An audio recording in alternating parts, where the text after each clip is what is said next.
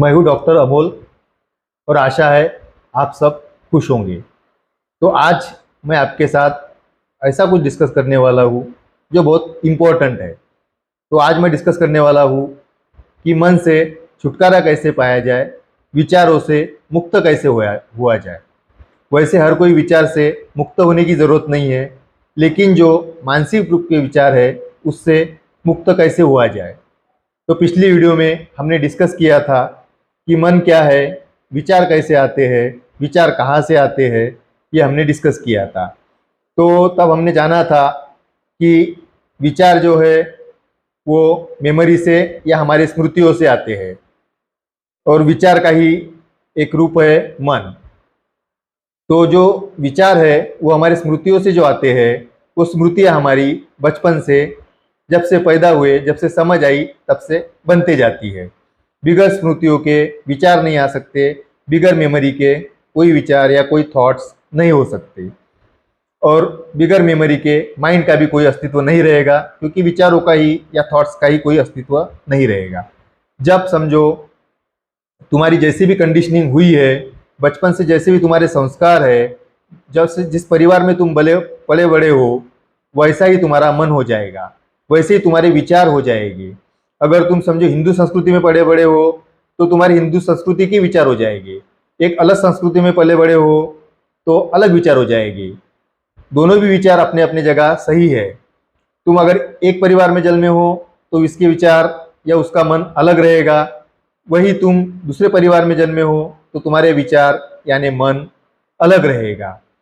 अगर समझो तुम्हारा मन है या तुम्हारे विचार है, अगर तुम्हारे ब्रेन डैमेज हो जाता है कोई कुछ रीज़न की वजह से, तो तुम्हारे विचार भी गायब हो जाते हैं, क्योंकि तुम्हारी स्मृतियाँ, तुम्हारी मेमोरी गायब हो जाती है। कोई कोमा में जाता है तो उसको विचार भी नहीं आते, उसका मन भी नहीं रहता, क्योंकि उसकी स्मृतियाँ, मेमोरी गायब हो जाती है, डिस्ट्रॉय हो जाती है। वो एक छोटे बच्चे के भांति हो जाता है।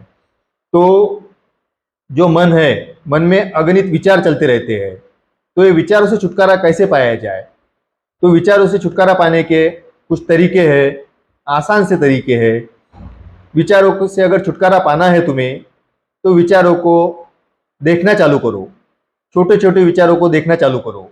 उन्हें लेबलिंग मत करो कि ये विचार अच्छा है, ये बुरा है, ये प्रिय है, ये अप्रिय है, ये बेकार है। ऐसा कोई लेबलिंग मत करो, सिर्फ उन्हें देखो। ब्रेन में तुम्हारे विचार आते हैं, मन में तुम्हारे विचार आते हैं, उन्हें आने दो, उन्हें रोक टोक मत करो। जैसे भी आते हैं, आएंगे चले जाएंगे, आएंगे चले जाएंगे। जब तुम्हें उस विचारों को तुम खाना पीना देते हो, तब वो विचार बड़े होते हैं। जब वो विचार तुम्हारे खुद के साथ जुड़े जाते हैं, अहम के साथ जुड़ जाते हैं या स्वयं के साथ जुड़ जाते हैं, तभी विचार वो तुम्हारे ऊपर हावी होते हैं। तुम्हें अगणित विचार आते हैं, लेकिन वो तकलीफ नहीं देते। जो विचार तकलीफ देते हैं वो तुम्हारे स्वयं से जुड़े हुए होते हैं। तो विचारों के साक्षी बनो। जो विचार आ रहे हैं ब्रेन में, माइंड में, उन्हें आने दो, जाने दो, उन्हें देखते रहो। यूँ समझो कि तुम एक नदी के किनारे बैठे हो और नदी को देख रहे हो।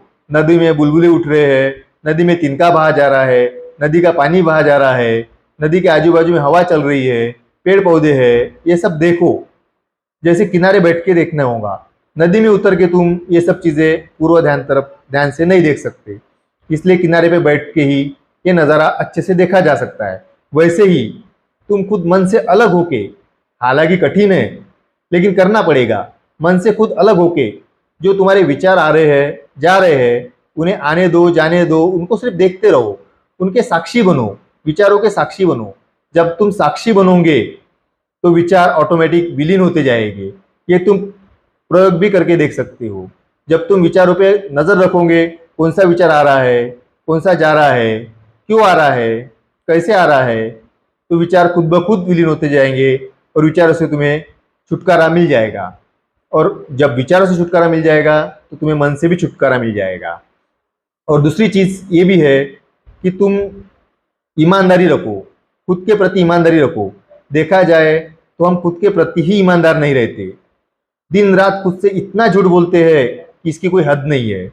हमारा चेहरा दोस्तों के साथ अलग होता है, माँ बाप के सामने अलग होता है, बीबी के सामने अलग होता है, भाई बहन के सामने अलग होता है। हमारे कितने तो भी चेहरे होते हैं जो हम बदलते रहते हैं सिचुएशन के अनुसार।